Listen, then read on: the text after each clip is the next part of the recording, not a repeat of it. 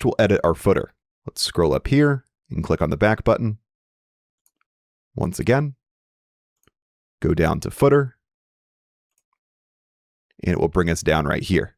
You can adjust the position of the elements the same way we did with the header, and you'll see the default logo right here.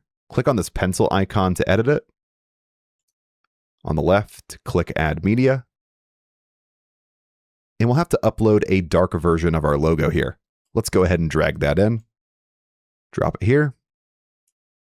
Once it's uploaded, go to the bottom right and click Insert into Post. And then here on the left-hand side, we can scroll down and we'll just remove this previous logo.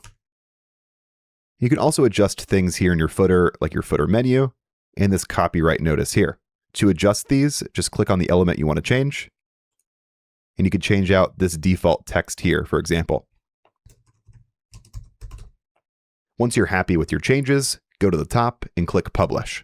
And if you haven't gotten started just yet, don't forget to go to this link on screen right here, or click the first link down in the video description to get access to the lowest price available for your hosting. Thanks for watching this video. If it helped you out, make sure to leave a like and subscribe for more tutorials just like this. With that said, I'll see you in the next video.